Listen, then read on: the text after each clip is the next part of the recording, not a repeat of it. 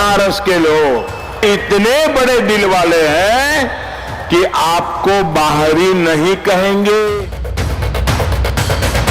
একটা পায়ে দেখবেন বাংলা জয় করব আর দুটো পায়ে তো দিল্লি জয় আগামী দিন করতে হবে। मेरे बनारस के लोग, मेरी काशी के लोग, यूपी के लोग इतने बड़े दिल वाले हैं, इतने बड़े दिल वाले हैं कि आपको बाहरी नहीं कहेंगे, आपको टूरिस्ट नहीं कहेंगे, आपको टूरिस्ट गैंग भी नहीं कहेंगे।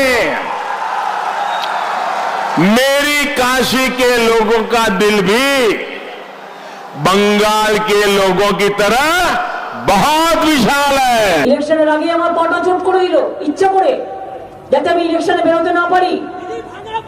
আমি বললাম আরে আমার একটা পা ভাঙা তো কি হবে, মায়েদের দুটো করে পা আছে না, মা বলে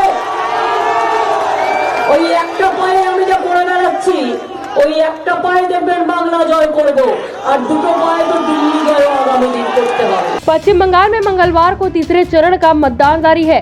इसमें प्रधानमंत्री नरेंद्र मोदी ने कुछ बिहार के रास मेला ग्राउंड में जनसभा को संबोधित किया। उन्होंने कहा 2 मई को जब चुनावों के नतीजे आएंगे तो बंगाल में भाजपा की सरकार बनने के बाद यहाँ विकास का अभियान और तेज किया जाएगा। बीते 2 चरणों के मतदान में दीदी का जाना तय हो चुका है। प्रधानमंत्री ने कहा, मैंने सुना कि दीदी इन दिनों सवाल पूछ रही हैं कि क्या भाजपा भगवान है, जो उसे पता चल गया कि पहले 2 चरणों में उसे बड़ी जीत मिल रही है।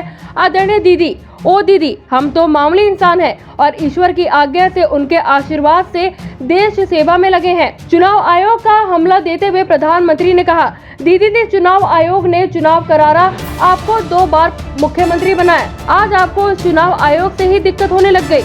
यह दिखता है कि आप चुनाव हार चुकी हैं। दीदी, आप वैसे तो चुनाव आयोग को गालियां देती हैं, लेकिन हमने ये कहा होता कि सारे हिंदू एकजुट हो जाओ, बीजेपी को वोट दो, तो हमें इलेक्शन कमीशन से 8-10 नोटिस मिल गए होते, सारे देश के एडिटोरियल हमारे खिलाफ हो गए होते। बीजेपी की रैली में भारी संख्या में लोग आ रहे हैं, बहनें बेटियां आ रही हैं, लेकिन दीदी कहती हैं आप लोग पैसे लेकर यहाँ आते हैं। बंगाल की ईमानदारी जनता पर दीदी का ये संगीन आरोप दिखता है कि वो चुनाव हार चुकी हैं। ममता बनर्जी पर निशाना साधते हुए प्रधानमंत्री मोदी ने कहा, रोज आपको कहना पड़ रहा है कि आप नंदीग्राम से जीत रही हैं, लेकिन जिस दिन आपने नंदीग्राम में पोलिंग बूथ में खेला किया, जो बातें कही, उसी दिन पूरे देश ने मान लिया था कि आप हार गई हैं। इसके लिए भगवान से पूछने की जरूरत नहीं। उन्होंने आगे कहा कि जब आपकी पार्टी घोषणा कर देती है कि दीदी अब बनारस से चुनाव लड़ेंगी, तो कोई भी व्यक्ति बड़ी आसानी से समझ सकता है कि टीएमसी का सुपड़ा साफ होने जा रहा है। दीदी को राजनीति करनी होगी तो बंगाल के बाहर जाना होगा, ये आपकी पार्टी बोल रही है।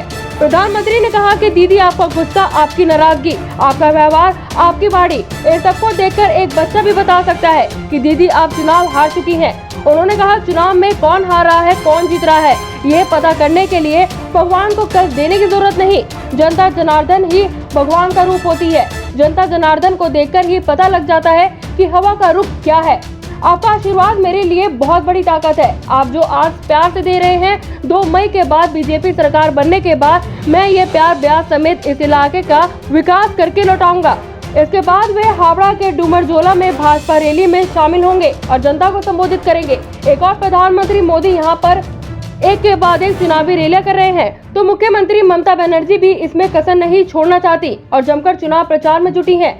इस बार राज्य में सत्ताधारी तृणमूल कांग्रेस का मुकाबला भाजपा व कांग्रेस लेफ्ट गठबंधन के साथ है। News desk, action India TV.